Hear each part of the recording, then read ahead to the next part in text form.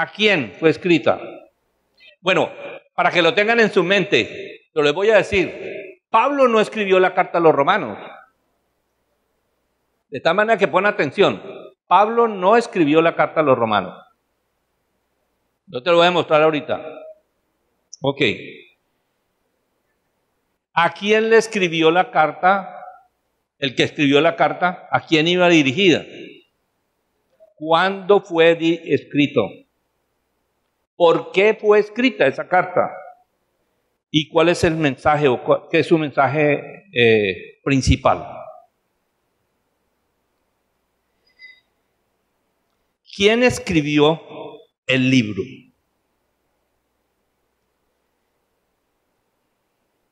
Entonces vamos a leer una escritura, para que sea la Biblia la que nos dice quién fue el que escribió eso. Capítulo 16 de Romanos, versículo 22.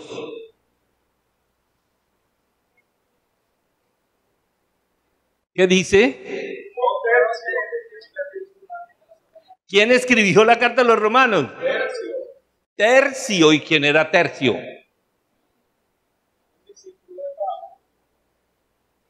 Era un discípulo de Pablo, pero era su escribiente. Que Pablo no escribía, el que escribía era su secretario. Era un escribano. Pablo se la dictaba. El autor fue Pablo, pero él no escribió. Entonces, fíjense que hay una diferencia. Hay una diferencia entre el que escribe y el que es el autor. Entonces, cuando nosotros decimos, no, Pablo escribía, el que ha estudiado minuciosamente la Biblia dice, tú no has leído muy bien, él no la escribió otro, pero Pablo sí fue el autor. Es una pregunta así como para pensarla, no era para corcharlos ni nada, pero así son las cosas de la Escritura, ¿no? Uno debe ser como preciso.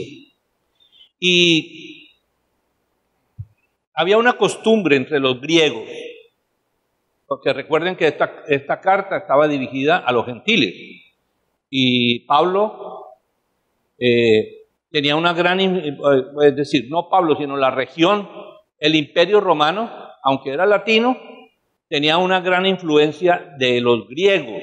Los griegos eran los súper inteligentes, los súper estructurados, los súper. Entonces, había una gran influencia en el Imperio Romano. Y los romanos, pues, ¿por qué se llama los romanos? Porque fue escrita a los que habitaban en Roma, a los creyentes que estaban en Roma. Por eso dice la carta a los romanos. Ellos, los griegos, tenían una costumbre, y era que cuando ellos escribían, en el inicio de la carta, no al final, sino en el inicio, ellos colocaban, por una cultura de saber, ellos colocaban quién escribió la carta, cuándo la escribió, a quién se le escribió y quién era el autor. Y eso nos muestra, cuando hacemos los estudios, que es importante saber eso. ¿Quién escribió? ¿Cuándo le escribió? ¿En dónde estaba? Porque nosotros somos muy hábiles, porque ignoramos esos datos, de sacar del contexto la manera como ha sido revelada la verdad divina. La cultura tiene mucha importancia en la revelación divina. Dios no ignora la cultura, pero la cultura influye. Tú tienes una manera de hablar, y si tú recibes una revelación divina, pues tú vas a transmitir la verdad de Dios, pero la vas a transmitir de acuerdo con tu costumbre de hablar. No vas a ponerte a decir otra cosa y tratar de imitar otras personas. No vas a hablar como cachaco, vas a hablar como costeño. ¿Sí? Pero si tú vas al interior, tú vas a encontrar que los profesores, los compañeros, los maestros, todos tienen una manera diferente de plantear las cosas que como tú lo haces. ¿Ok? Entonces, Nosotros muchas veces estamos acostumbrados porque estudian, porque dedican más tiempo y pensamos que todos los demás hermanos lo hacen de la misma manera. Y si no hacen de la misma manera, como que están equivocados. Y ahí es cuando empezamos a tener dificultades y muchas veces nosotros con una revelación divina, fuera del contexto en la que Dios la ha dado, se vuelve en un estorbo, en vez de ayudarnos a transmitir la verdad. Entonces, ¿dónde fue escrita esta carta? Vamos a Romanos 16, 23.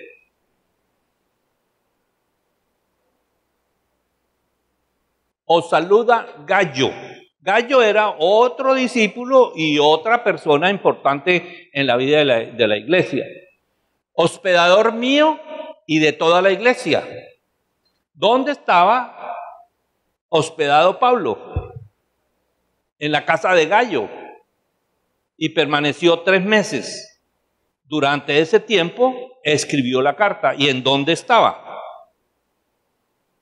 Gallo era un importante negociante cristiano que vivía en Corintio. Ahí fue donde Pablo escribió la carta, en Corintio. Luego él fue a Roma, pero él mandó la carta.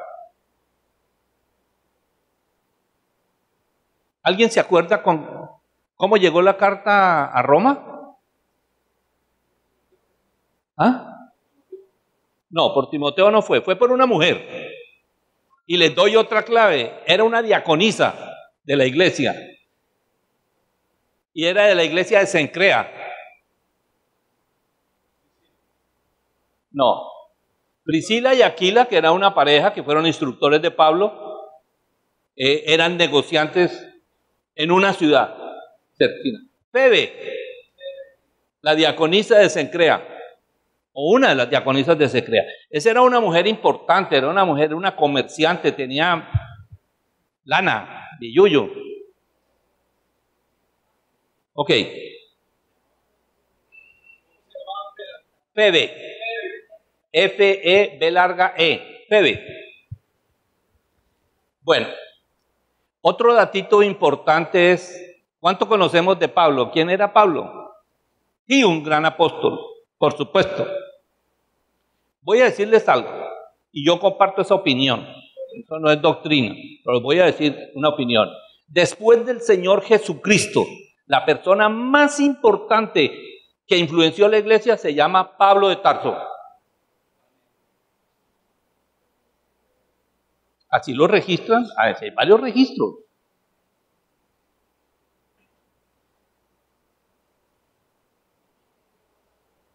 Pablo se dedicaba personalmente en toda Asia a llevar el mensaje del evangelio y a fundar iglesias, o sus discípulos eran preparados, instruidos por Pablo para extender el reino. No todas las iglesias fueron fundadas por Pablo. Por ejemplo, cuando Pablo escribió la carta a los romanos, no había ido nunca a Roma, no conocía la iglesia de Roma, no conocía la gente de Roma, excepto algunos pocos que los había conocido en Jerusalén. Efesios tampoco, aunque Pablo la escribió para Efesios, o la escribieron sus escribanos, pero él nunca había estado en Éfeso. Entonces, de ahí hay inspiración para algunas personas. ¿Sí? Entonces Pablo era un apóstol. Y puede ser que una persona se sienta animada a decir, pues si el Señor usó a Pablo sin conocer las iglesias, pues a mí también. Yo no tendría objeción contra eso, pero sí verificaría muy bien que el Señor lo mandó a hacer eso. Hoy día, bien difícil. Entonces, en la época de Pablo, ir de una iglesia a otra a veces les tomaba meses. Hoy día sacas tu celular, le pones Skype y estás conectado con la iglesia en otro continente. Entonces ha cambiado, las circunstancias han cambiado. Muy bien. Yo tengo aquí otra noticia que dice, Pablo era el que se dedicaba a llevar personalmente el evangelio todo el imperio romano. Y él tenía una gran ventaja. Recuerden que él era centurión, o sea, era un general de las Fuerzas Armadas del Imperio Romano. No era cualquier cosa. Tenían una influencia política tremenda. Y Pablo además era un hombre rico, mucho dinero. Pero él influenció la iglesia de una manera tal, para bien o otros para mal. Tenía tanta influencia que, por ejemplo, en Corintio no le querían reconocer su ministerio apostólico y no lo reconocían como apóstol. Y lo que pasaba era que algunas personas que querían influir la iglesia, el único obstáculo que tenían era Pablo. Entonces le negaban su llamado, le negaban su ministerio pastoral, hacían grupos de choque contra Pablo, lo trataban de coger en errores doctrinales, hacer muchas cosas y eran cristianos, es decir, eran facciones en la iglesia, era división en la iglesia, pero eran de personas que no miraban la iglesia de otra manera. No era solamente la edificación del cuerpo de Cristo, sino la veían como el lugar donde ellos podían tener influencia, que no tenían en otra parte, sino en la iglesia. Y la influencia de Pablo y la autoridad de Pablo les estorbaba para crecer en eso. Entonces se volvieron antagonistas a Pablo, y no importaba que crearan dificultades.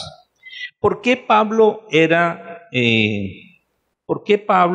tenía tanta influencia?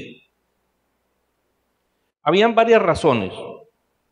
La primera, por la raza y religión. Pablo tenía influencia en la iglesia por raza y religión. Filipenses 3, versículo 4 al 6, leemos algunas cosas.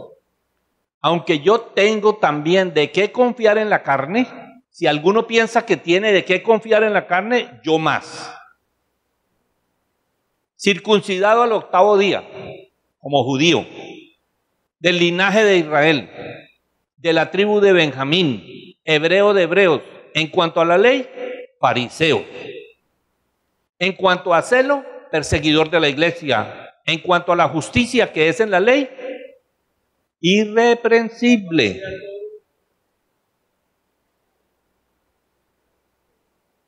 Lo hacía todo perfecto, no tenía reprensión.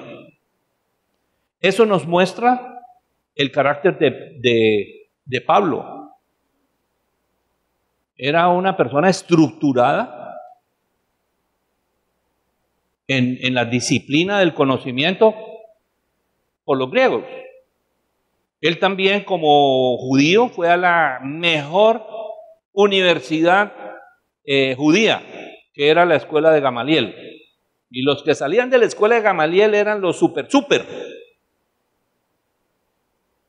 Y por eso él dice que él tenía una formación irreprensible en cuanto a la ley. Era miembro del Sanedrín, tenía autoridad. No en el momento en que no se había convertido. Estoy hablando en general cómo era el carácter de Pablo. Por todo eso, se puede decir de que Pablo, como judío, era la última Coca-Cola del desierto. Después de él no había nadie. ¿Sí? Y eso crea, pues, los problemas que que les he mencionado. Siempre hay antagonismo. La dificultad en la iglesia es que nosotros, no porque tengamos grandes revelaciones, el que tiene mucha revelación debe trabajar más en guardar la unidad que tenemos en el espíritu con el vínculo de la paz. Es decir, no aceptar ni propiciar ni discusiones ni divisiones para preservar la unidad que tenemos. Y Pablo fue un maestro en eso. Recuerde que él lo enseñó a las iglesias. Antes de ser perseguido, antes de ser cristiano, Pablo era un perseguidor de la iglesia porque él había, entre los gentiles, se había propuesto: voy a acabar con la herejía del nuevo camino. que dice que hay otro Dios. Y eso aprovechó su condición de centurión y él usó toda la autoridad que tenían, tanto como judío, era miembro del Sanedrín, como militar del Imperio Romano, utilizó las dos cosas para tratar de acabar con la iglesia. Y ahí fue donde el Señor lo llamó. A veces pienso, Señor, ¿y por qué tú no lo llamaste a la eternidad de una? Porque después recuerden ustedes que a ese el Señor lo llamó para algo específico que no le había revelado a nadie en el Antiguo Testamento. Y yo creo que era por su formación. El Señor sabía, este hombre, humanamente como es, decidido, preparado, formado, este hombre tiene influencia en el mundo. Lo voy a usar para mi causa. Y él no era un desocupado. Era un radical profundo. Ahora lo que tenía que era conocer al Señor como era para hablar de la verdad. Muy bien. Cuando él estaba, Hechos 9 nos dice que cuando él estaba yendo para Damasco, el Señor se le presentó. ¿Y qué le dijo? Saulo, Saulo, ¿por qué me persigues? ¿Y qué fue lo que le contestó? Señor, ¿tú quién eres? ¿Cómo así que yo te persigo? Pablo, dura cosa es dar coces, patadas contra el aguijón. Eso era lo que hacían los bueyes cuando les ponían el arado y los chuzaban con un aguijón, una punta en un palo que era una punta de acero, y chuzaban al buey, y el buey sacaba la pata y ¡pa! Y le ponían el aguijón. Entonces el buey acostumbraba a no dar patadas, porque cada vez que daba una patada dura un chuzón. Eso es lo que el Señor le dice a Saulo. Dura cosa es dar cosas contra el aguijón. O sea, tú me estás pateando a mí y yo soy el aguijón. Y el Señor, ¿y Pablo qué le respondió?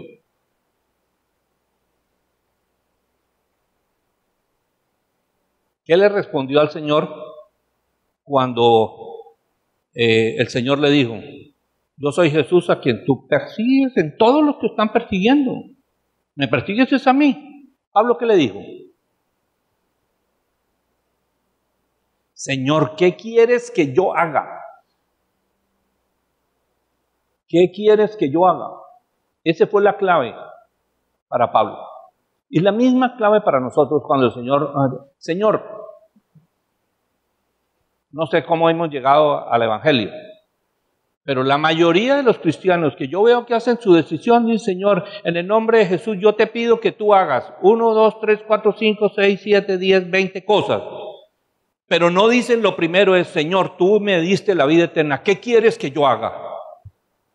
Porque ¿saben una cosa? Una persona que dice, ¿qué quieres que yo haga? Le está diciendo al Señor, lo que yo hago no vale nada. Dime tú, ¿qué es lo que quieres que yo haga? Esa fue la actitud de Pablo desde el principio. O sea, una persona formada religiosamente, pero formada. Es decir, que en la religión que está entregado. De ahí lo saca el Señor, le muestra la verdad y esa persona dice, Señor, gracias, me diste la luz. Ahora, ¿tú qué quieres que yo haga? Enséñamelo y yo lo hago. Porque está haciendo las cosas. ¿Ok? Aplícalo a tu vida y enséñaselo a los que le predica el Evangelio. Es fácil decirle a una persona que está enferma, entrega tu vida al Señor y el Señor te sanará. Hace lo que uno le diga. Repite esta oración, la repite, arrodíllate, llora. Se quiere sanar. Pero cuando le dices, entrega tu vida al Señor, tu vida, y pídele al Señor que te muestre qué quieres que tú hagas en tu vida. Uy, pero eso es mucho. Tal que el Señor me ponga a hacer algo que yo no quiera. Bueno, piénsalo.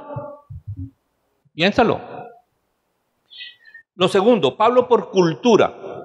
Porque todo esto tiene que ver con la carta, para que podamos entender estos detalles, tienen que ver todo lo que dice Pablo en la carta. El Espíritu Santo lo usó. Pablo por cultura. Pablo por cultura, ¿qué era? Por cultura, ¿qué era? Griego. Por raza, era judío. Tenía la ciudadanía romana, pero por cultura, era griego. Él nació y se crió en Tarso. Tarso era Pablo de Tarso, Saulo de Tarso. Era una provincia griega. Ahí fue formado Pablo. Tarso era un pueblo marítimo en Turquía. Ahí estaba la provincia de Tarso. Y eso era provincia de los griegos.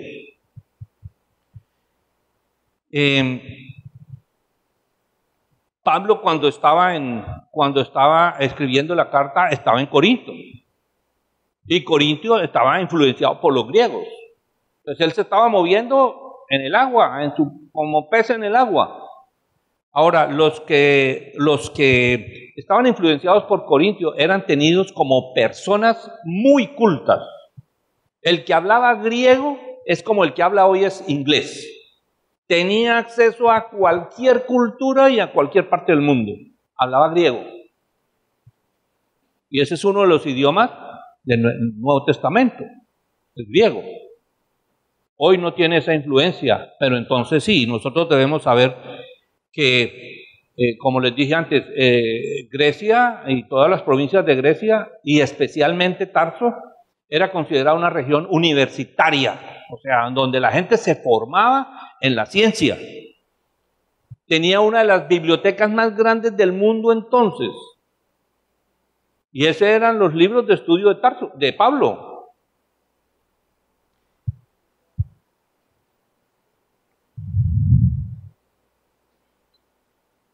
Aunque el Imperio Romano, ¿qué idioma hablaban en el Imperio Romano? El latín. El latín. Lengua muerta hoy día. Pero no se les olvide que el Imperio Romano va a ser revivido y por lo tanto su lengua también va a revivir, el latín.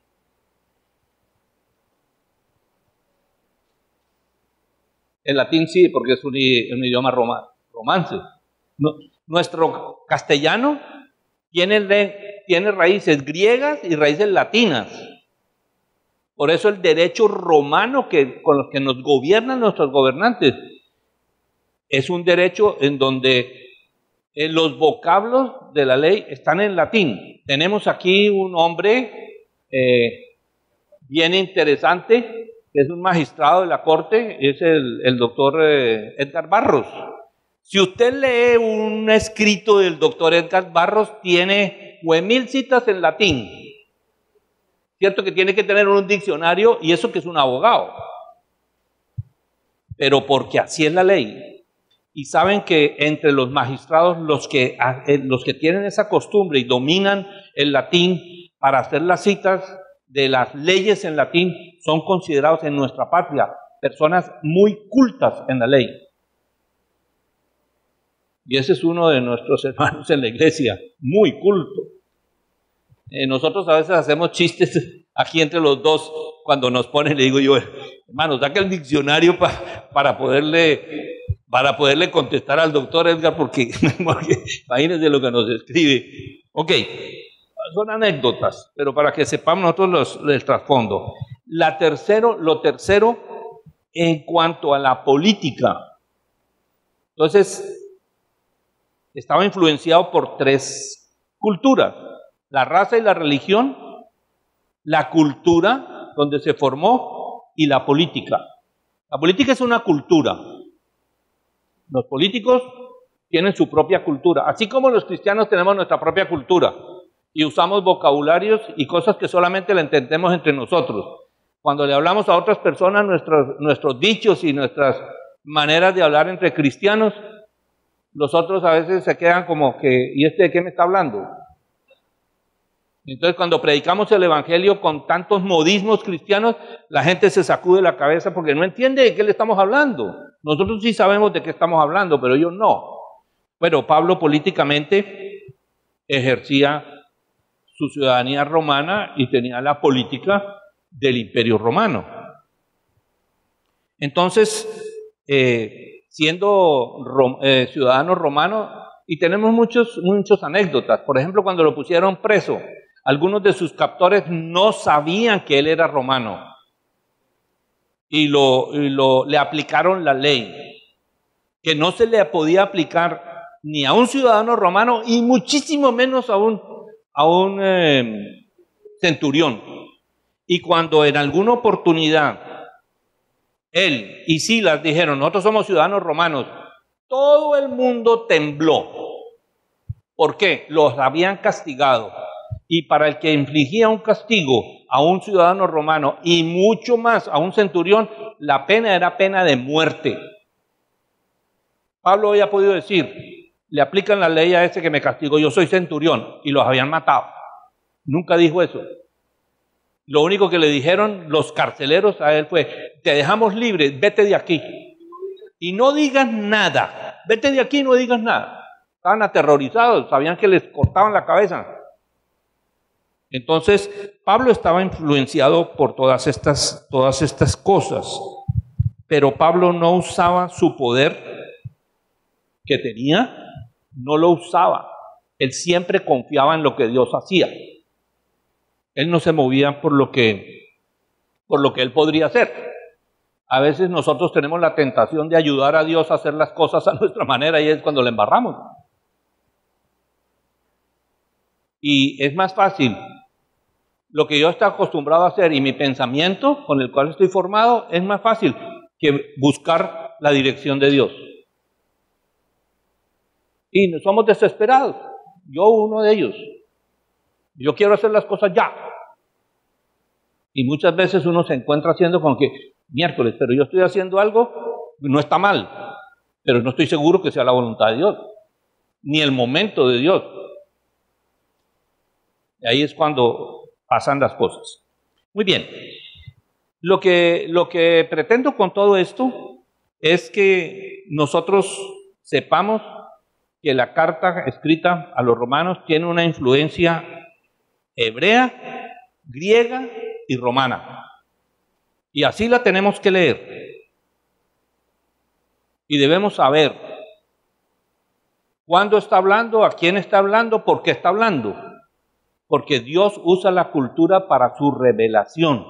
Y no podemos sacar la revelación divina del contexto en el cual fue dada. Y gracias a Dios que hoy tenemos ciencia en una cajita como esta. Entonces, si tú estás leyendo un pasaje, tú abres una Biblia como la Gateway y tienes 75 versiones. Y tú tienes las raíces griegas, las raíces hebreas, las raíces de arameo, ahí están. Y tú puedes investigar el versículo. Y aún en tu propio celular tú puedes hacer anotaciones. Y luego lees las anotaciones. Lo que pasa es que eso requiere estudio, tiempo y dedicación. A veces preferimos, no, lo que yo escuché y lo que yo pienso que es así, entonces eso lo hacemos. Y ahí es cuando nosotros empezamos a tener problemas. Ok, ¿a quién fue escrito? Romanos 1:7. La carta a quién fue escrito. Romanos 6:7. A todos los que estáis en Roma, amados de Dios. Eran creyentes. No apliques lo que está escrito para creyentes, no lo apliques a incrédulos. Están muertos espiritualmente y tú no puedes tratar de que entiendan lo que el Espíritu Santo quiere decirles. Están muertos. Tienen que primero tener la vida eterna. A los amados de Dios, llamados a ser santos, gracia y paz a vosotros de Dios nuestro Padre y del Señor Jesucristo. El propósito era una carta para la iglesia, no era para los incrédulos. Ahora, yo creo que en la mentalidad de Pablo, que fue llamado para predicar el Evangelio, yo creo que en el corazón de él, también él miraba aquellos a los cuales Dios iba a llamar. Y él tenía la esperanza. Esta carta para los romanos lo oirán algunos que todavía no son creyentes, pero el Señor lo llevará a la fe. Llamados a ser santos. Sí, no sé si Pablo lo miraba proféticamente, pero pues conocemos por la Escritura que era lo que él hacía, predicar el Evangelio. Ahora cuando empecemos los estudios vamos a ver que eso era lo que él hacía, más todo lo que representa predicar el Evangelio. Nosotros venimos de una cultura misionera en donde lo único que había que hacer era pararse en el púlpito y predicar el Evangelio para que la gente recibiera la salvación. Yo fui de esos. Pero resulta que el púlpito de la iglesia es para edificar la iglesia. Si yo tengo un púlpito como pastor, yo no soy pastor de los inconversos, yo soy pastor de las ovejas del Señor. Y si les voy a hablar, entonces les hablo como ovejas, como creyentes. Y si le quiero hablar a los inconversos que están ahí porque me dijeron vamos a hacer una reunión para inconversos, entonces dejo a un lado las ovejas y les hablo a los inconversos. Porque no puedo revolver la enseñanza o lo que voy a hablar a dos tipos de personas, unos creyentes y otros incrédulos. Y en la iglesia a veces no tenemos cuidado de eso. Es muy difícil. Y les pongo, por ejemplo, celebramos la Santa Cena, hay una cantidad de inconversos. ¿Cómo le hacemos? Le estamos diciendo a todo el mundo, tú no puedes tomar la cena porque eres inconverso. Entonces dirán, ¿entonces para qué me invita? Me invita a su reunión para decirme que no puedo participar de lo que hacen. Mejor me quedo en mi casa. Pero realmente no deben participar de la Santa Cena. Esos son los problemas que nosotros, y ojalá oremos por eso, Señor, danos la sabiduría de cómo hacer. Porque la iglesia debe crecer como el Señor espera que crezcamos. En la iglesia primitiva, los que estaban entrando en la vida cristiana no podían participar de la reunión cuando la cena, se llamaban catecúmenos y los sacaban. Y no había problema porque esa era parte de su cultura. Tú todavía no estás formado para esto, no puedes participar de la cena. De esta manera les damos tiempo para que salgan. Y se quedaban los cristianos que ya, no sé cómo los calificarían, pero ustedes sí pueden participar de la cena, entonces ustedes se quedan. ¿Qué tal que nosotros hiciéramos eso? No sé cómo iría a pasar eso. Los primeros ofendidos serían los cristianos que traen sus amigos. Pero bueno, ok.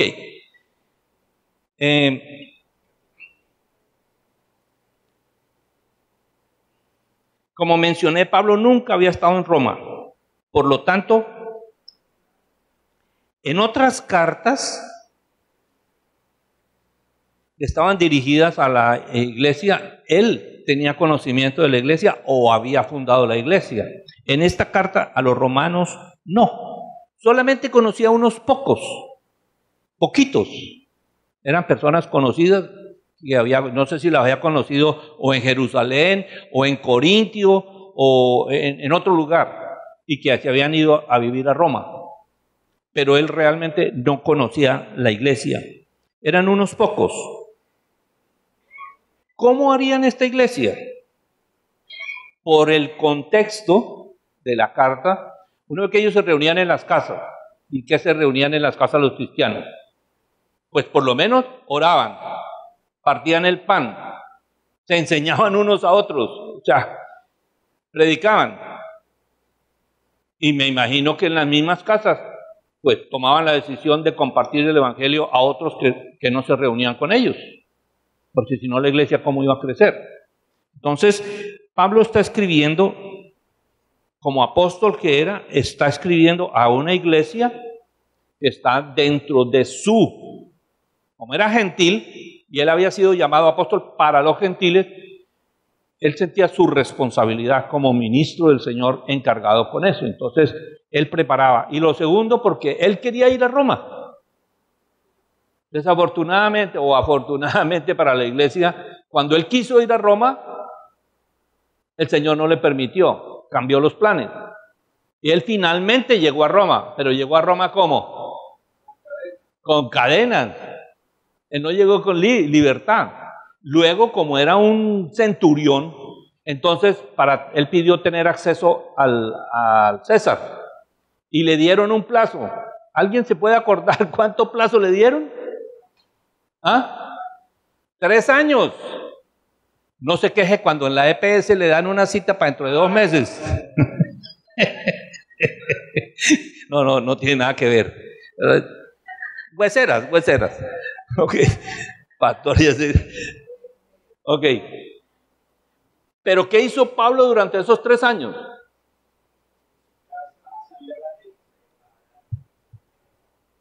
Rentó una casa, ya que tenía platica. Rentó una casa. Pregunto, ¿por qué Pablo no se fue para la iglesia? Porque rentó una casa y ahí enseñaba. De las iglesias que habían, venían donde Pablo para ser enseñado. ¿Por qué? ¿Cuál era la iglesia de Pablo? Antioquía. Esa era la iglesia de Pablo. Siempre iba allá. Salía a la misión y regresaba a Antioquía. Era un apóstol. Esa era la iglesia en la cual él funcionaba. Pero ¿por qué cuando está preso en Roma, que hay iglesia en Roma, se le está escribiendo una carta, ¿por qué él no llega a la iglesia de Roma? ¿Por qué no se queda en la iglesia de Roma? Toma una carta. Porque la actividad de un apóstol es esa. Él no era un ministro de la iglesia romana. Él no era el pastor de la iglesia romana. Él tenía que ver con la obra que el Señor le había puesto a hacer. Y la iglesia de Roma tenía sus pastores. Él escribe la carta animando a la iglesia a ser fieles al Señor. Y obviamente, ¿a quién le entregaron la carta? Febe, ¿a quién le entregó la carta? A los pastores de la iglesia. Y ellos tenían el encargo del apóstol, que no era su jefe, el encargo de hacerla conocer a la iglesia. Bueno, detalles.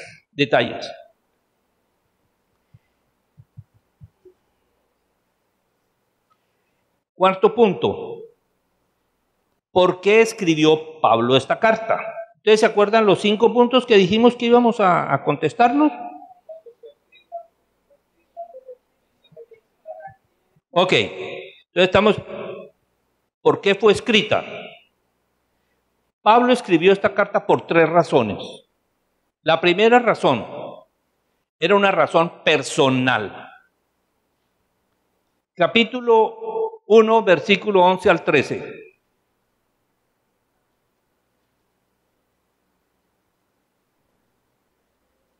Bueno, 11 al 15, está bien.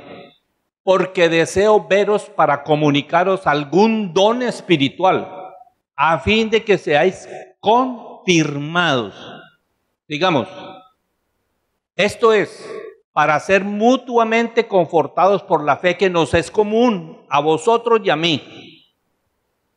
Pero no quiero, hermanos, que ignoréis que muchas veces me he propuesto ir a vosotros, pero hasta ahora he sido estorbado, para tener también entre vosotros algún fruto, como entre los demás gentiles.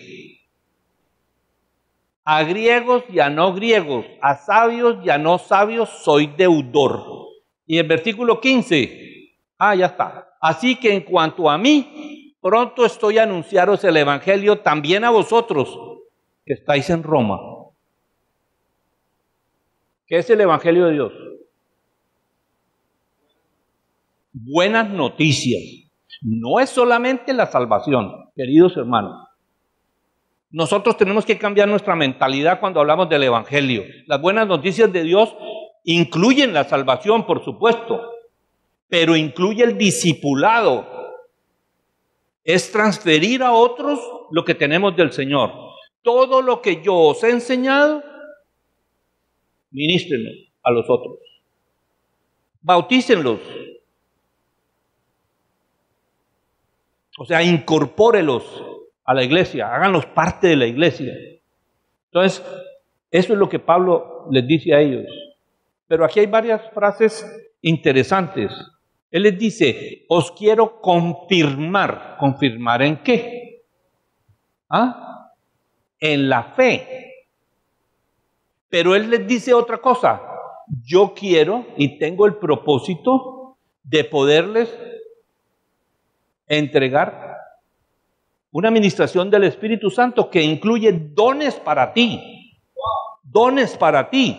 Ese es el trabajo de un apóstol. Confirmar la obra que Dios está haciendo. No porque tenga que confirmar a Dios, sino porque tiene que confirmar la fe de los hermanos.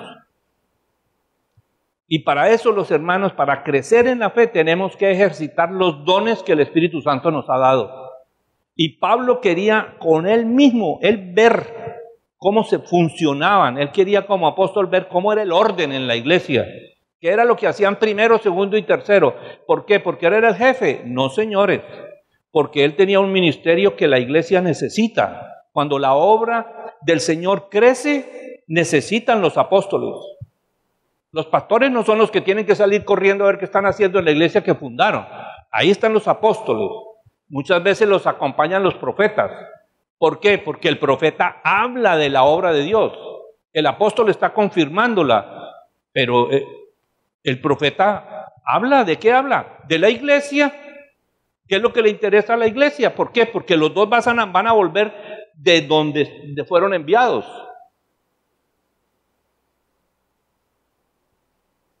Ojalá que el Señor nos lleve a ese punto, al punto de poder tener los ministerios, pero no porque se nos ocurra. Qué bueno tener un apóstol aquí, Señor, te pedimos en el nombre de Jesucristo un apóstol, y un apóstol que no puede funcionar. ¿Dónde está la obra misionera nuestra? ¿A dónde lo vamos a mandar? ¿A que confirme qué? ¿A que confirme lo que ha hecho otro? No se vale. Eso es como si yo como papá llego a la casa vecina y le digo, mire, yo soy un papá muy exitoso, vengo a enseñarle a sus hijos. ¿Qué me va a decir el papá? ¿De dónde viene? ¿Usted quién es? Entonces llegan aquí personajes a esta iglesia, voy a hablar de esta iglesia. Y, pastor, yo soy apóstol del Señor Jesucristo. Ah, qué bueno. ¿Y en dónde tienes tu obra? No, fue que el Señor me mandó aquí. ¿Aquí? Ni noticia tenemos de eso. Aquí no te reconocemos tu apostolado. ¿Nos sentimos?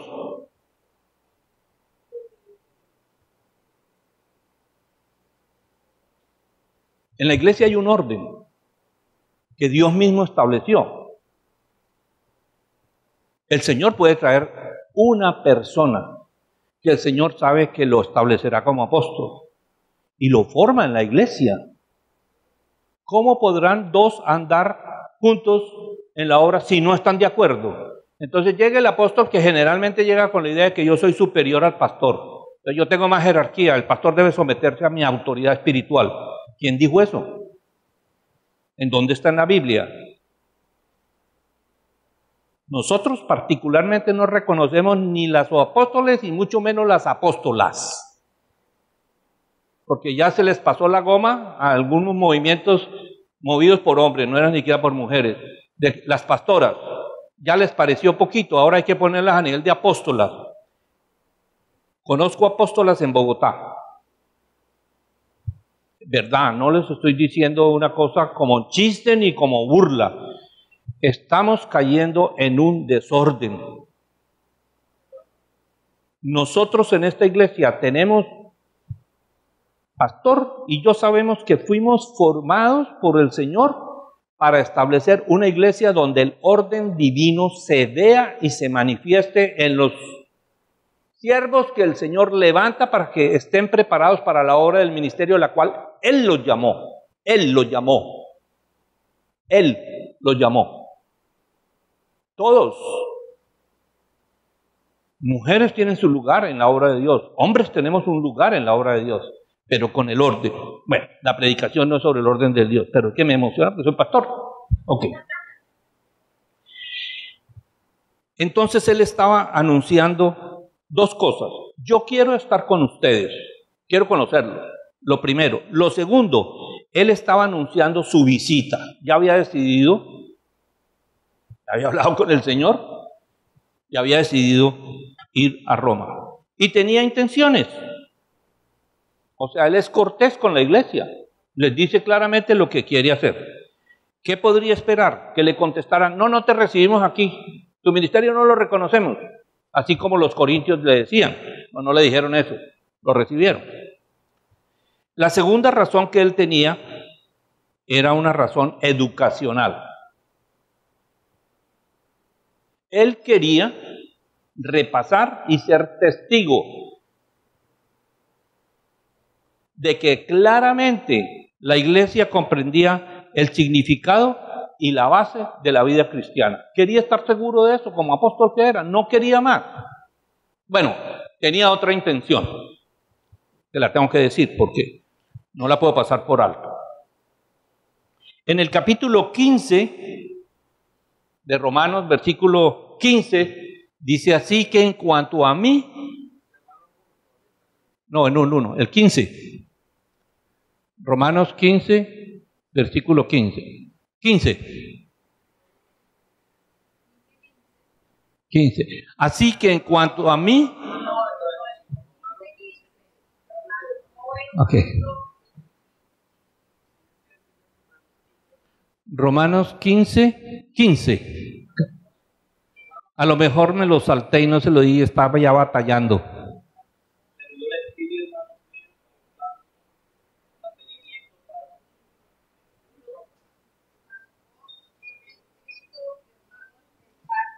Atrevimiento como para haceros recordar por la gracia que de Dios me es dada. Sigo. 15. Mas os he escrito, hermanos, en parte con atrevimiento, como para haceros recordar por la gracia que de Dios me es dada. Okay. Él les está diciendo, mire, yo tengo una gracia que Dios me ha dado y yo me atrevo a decirles que yo quiero recordarles qué es lo que Dios hace con ustedes. Entonces, Pablo quería estar seguro. Tenía suficiente formación y educación para saber si estaban en lo correcto o no. Si tenían un conocimiento de la Escritura, como era o no. Ahora, recuerden que entonces no tenían la Biblia como la tenemos nosotros hoy. O sea que lo que ellos recibían era oral. Era una tradición oral. Muchos no podían confrontar la Escritura. ¿Quién le dio a Pablo la visión, el conocimiento de la iglesia? El Señor Jesús. Era un misterio, un plan que Dios tenía y se lo dio a Pablo ¿para qué? Para que hiciera la obra. Entonces Pablo lo tenía que decir oralmente. Y él empezaba a escribir. Esta es una carta donde él hace una recopilación bien estructurada de qué es la fe cristiana y cuál es el propósito de la iglesia. Y ese es el valor que tiene esta carta. Y él se lo dice claramente.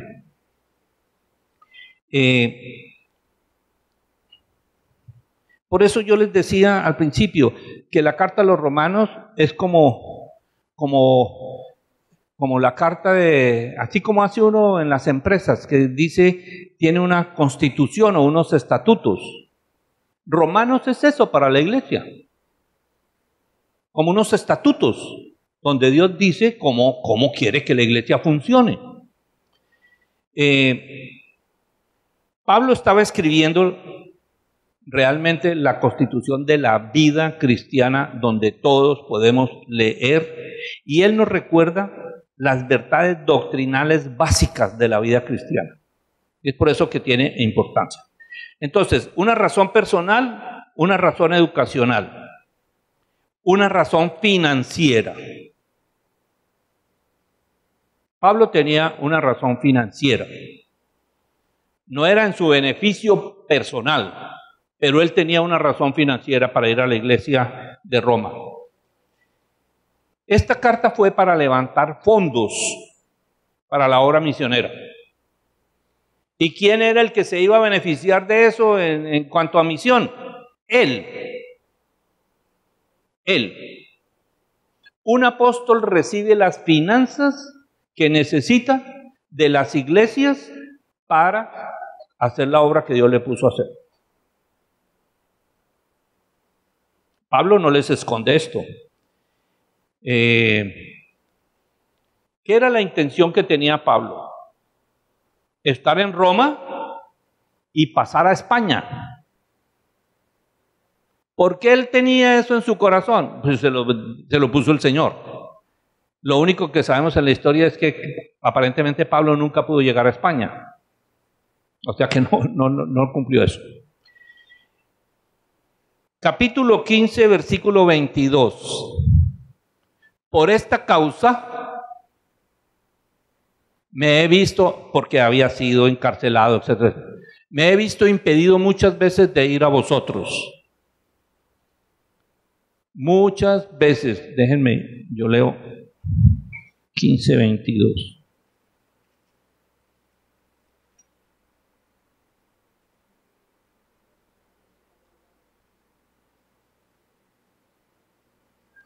El versículo anterior, sí, 20, dice, y de esta manera me esforcé a predicar el evangelio, no donde Cristo ya hubiese sido nombrado, para no edificar sobre el fundamento ajeno, sino como está escrito, aquellos a quienes nunca les fue anunciado acerca de él, verán, y los que nunca han oído de él, entenderán.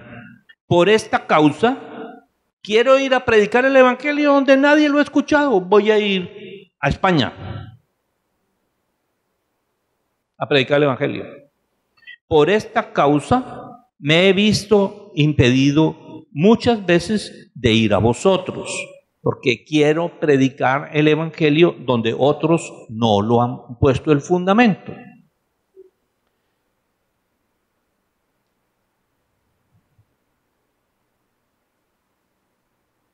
Versículo 23 y 24.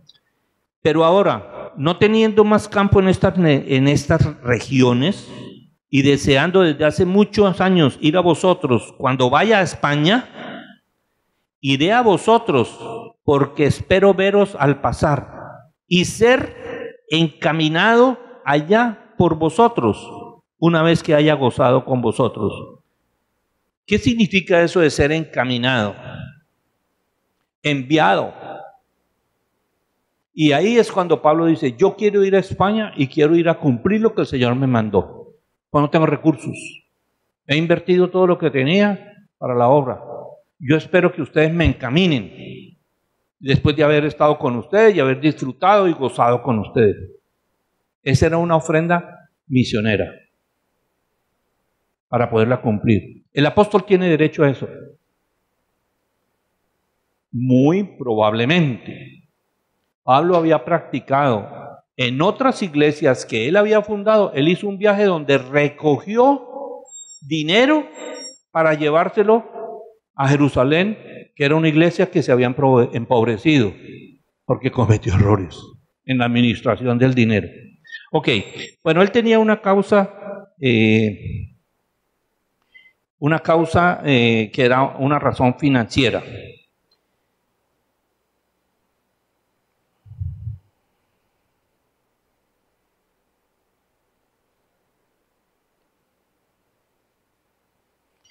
Quiero leer el capítulo 16, versículo 1 y 2, porque mencioné algo que quiero que sepan que está en la Biblia, acerca de cómo llegó la carta a Roma.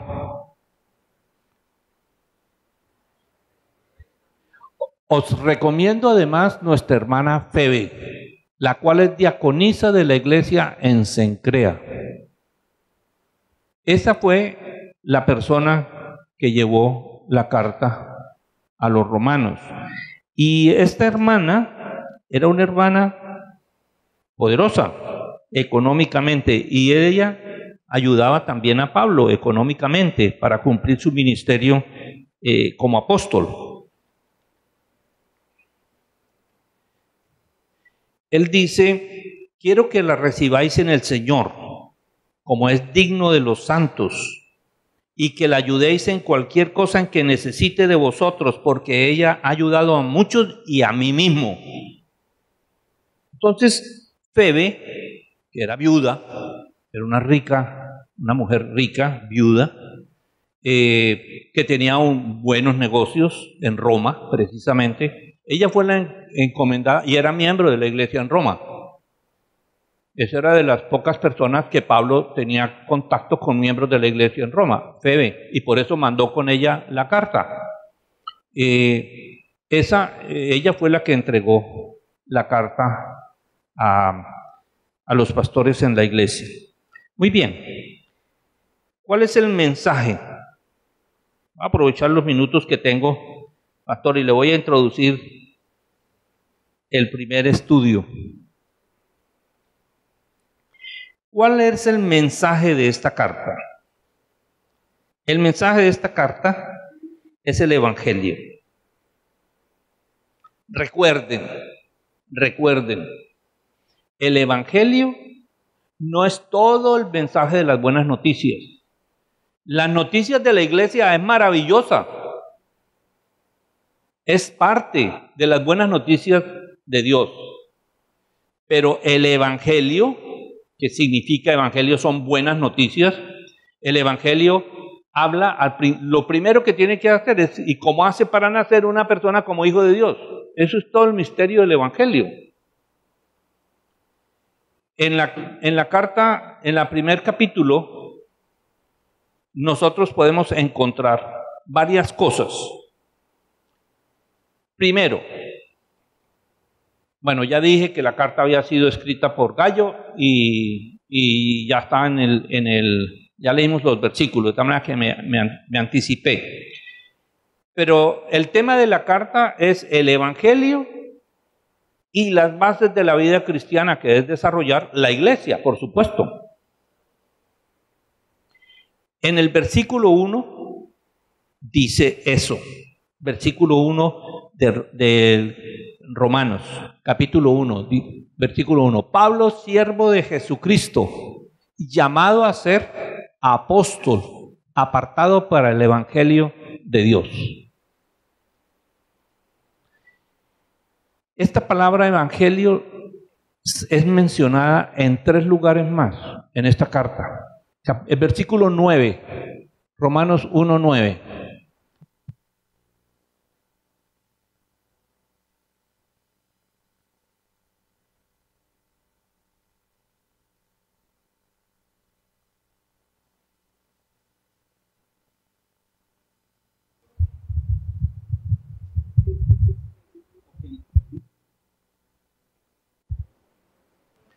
Dice, Dios, a quien sirvo de corazón, predicando el evangelio de su Hijo,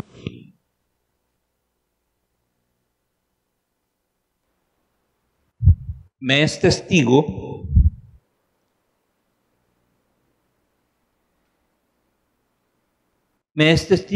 de que lo recuerdo a ustedes sin cesar.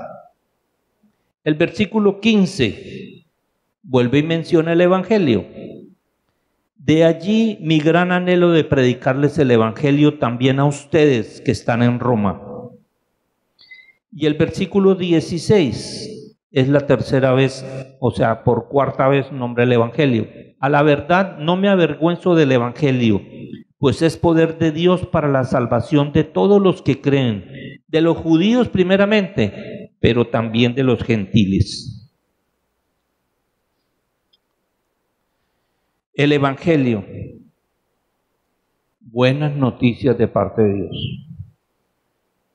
Quiero volver a hacer énfasis.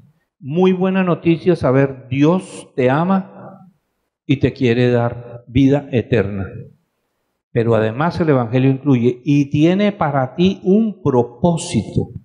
Ese propósito, esa palabrita propósito, es ser parte del cuerpo de Cristo. No es solamente tener la vida eterna, ahí es cuando funcionamos, ahí es donde nos desarrollamos, siendo parte del cuerpo de Cristo. Hay que notar que dice el versículo 1, dice, Dios, el Evangelio de Dios. Significa esto que Dios es el autor de las buenas noticias. No es el Evangelio de la iglesia, no es el Evangelio del evangelista, es el Evangelio de Dios. Si ustedes recuerdan, el Señor dice que nosotros somos embajadores de Dios, o sea, hablamos de parte de Dios, como si Él rogara a través nuestro. No se nos olvide eso. Cuando yo le estoy hablando a una persona en el nombre del Señor, la persona puede decir, no me interesa. Yo no tengo por qué molestarme. Yo le llevé la razón que el Señor le mandó. ¿No lo quiere recibir? Listo. Ojalá el Señor te bendiga otra vez. Chao. ¿Sabe qué significa eso? Ok, sacúdase los pies.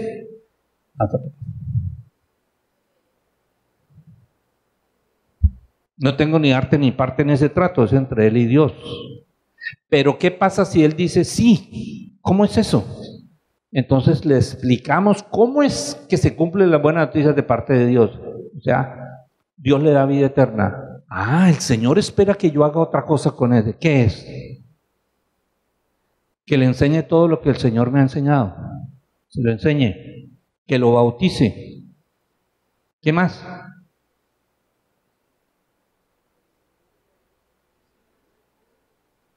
¿Qué más dice el versículo?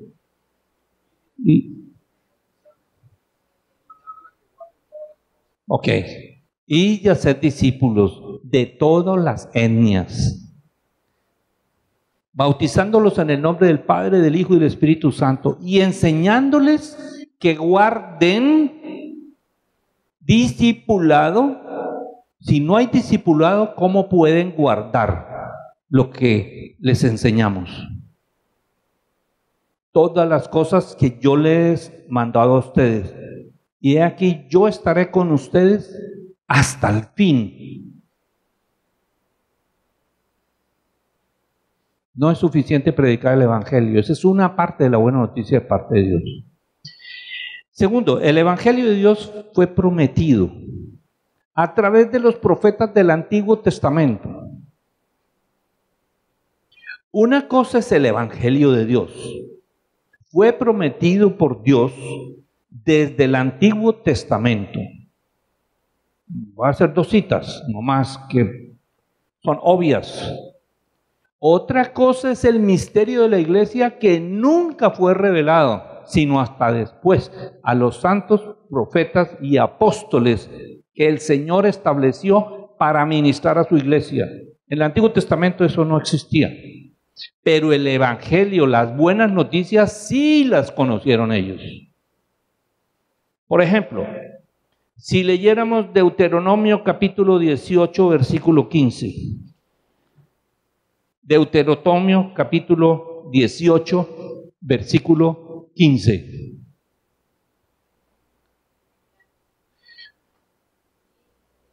Profeta de en medio de ti, de tus hermanos como yo, te levantará Jehová tu Dios, a él oiré.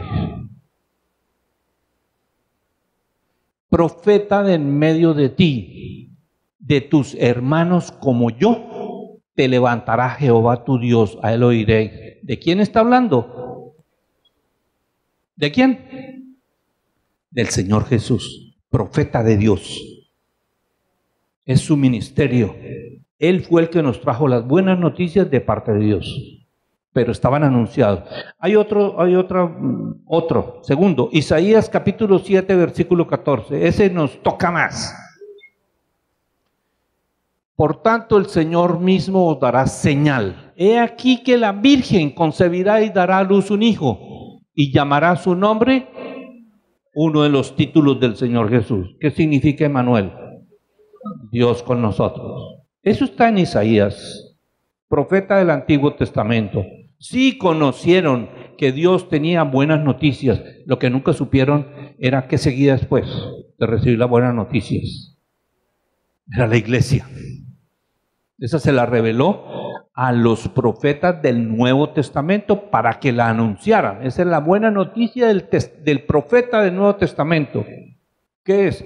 Que el Señor lo prometió, aún desde antes, desde siempre. Él nunca ocultó. Hay una, para los que les gusta estudiar, cuando el Señor, antes de sacar a Eva y Adán del paraíso, les prometió que de la simiente de la mujer nacería el que derrotaría a Satanás. Ese se llama el protoevangelio, o sea, la primerita noticia que Dios da de salvación. Así lo llaman los teólogos, proto, o sea, el primerísimo. Antes nunca se había mencionado. ¿Y quién era el que nos iba a librar del poder de Satanás? Pues el Señor Jesús. O sea, las buenas noticias de Dios estaban incluidas allí. No solamente sacó a Adán y a Eva y los dejó ahí tirados, les dijo cómo iba a hacer lo que iba a hacer. Ok. Entonces, el Evangelio se refiere totalmente al Señor Jesucristo, descendiente del rey David, de acuerdo con su humanidad como hombre, descendía del rey David, pero que él demostró ser el Hijo eterno de Dios. ¿Por qué? Porque resucitó de entre los muertos. Eso dice versículos 3 y 4, capítulo 1 de Romanos, versículos 3 y 4. Acerca de su Hijo, nuestro Señor Jesucristo, que era del linaje de David, según la carne. Y el 4, que fue declarado Hijo de Dios con poder, según el Espíritu de Santidad, por la resurrección de entre los muertos. Así el Señor reveló lo que Dios hacía y cuál era su propósito. Versículo 16 del capítulo 1, que ya leímos, dice que el Evangelio es el poder de Dios, y por lo tanto Pablo no se avergüenza de eso, porque es el poder de Dios para salvación de todos los que creen. Versículo 17 dice, de hecho, en el Evangelio se revela la justicia que proviene de Dios, no de los seres humanos. No porque el incrédulo hace la oración de fe, entonces se justifica delante de Dios. No. Dios nos justifica porque nosotros le creemos a Él, que en Cristo Jesús perdonó nuestros pecados. Es Él el que tiene el mérito, nosotros no. Yo creo que una persona puede ser salva sin necesidad de arrodillarse. Simplemente, Señor, ahora lo entiendo. Y yo quiero eso, lo expresa con su boca. Eso dice la Escritura. En el corazón se cree para justicia, para que Dios lo pueda justificar. Señor, yo lo entiendo, yo lo creo, yo lo sé, lo anhelo. Señor, dame la vida eterna. Lo confiesa con su boca. El Señor Jesús, tú lo hiciste, Señor mío, yo lo recibo como mi Señor. Con la boca lo confiesa para la salvación. Ahora, no me preguntes cómo hacen los mudos, pero los mudos también se salvan. Yo no sé si tú has oído cosas como estas, de un mudo. ¿Lo has oído o no lo has oído? Ok. No lo puedo codificar. Mi código no lee lo que él dice guturalmente. ¿Será que el Señor no puede leer los labios de él? Porque es que no depende de nosotros, de él. Así es. Entonces, simplemente lo hago porque a veces somos tan legalistas, decimos que no. Pero ¿cómo puede un mudo? Pues así. No depende de nosotros, depende del Señor. El Señor es capaz de leer los gemidos de un mudo. Yo no, pero Él sí. Y en su corazón lo entiende, está salvo. Lo confesó con su boca para Él. Porque la confesión no es para nosotros, es para Él. Ok, listo. Amén. El poder de Dios para salvación porque cree en Cristo. Y es para todos los hombres. Para los judíos primeramente, ya lo leímos. Y para los que no son judíos también.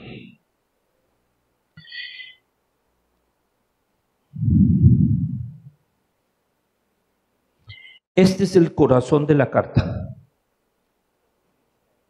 Este es el centro de la carta. El Evangelio de Dios, las buenas noticias. Pero después, cuando se desarrolla la carta, Entonces Pedro dice, ¿cómo esa justicia de Dios empieza a obrar en los que fueron justificados? El desarrollo del cuerpo de Cristo, la iglesia. Ahí lo vamos a dejar esta noche. No hay buenas obras para la salvación. Pero luego sí hay obras que Dios preparó de antemano para que los que son justificados por Él las hagamos. Eso es otra cosa.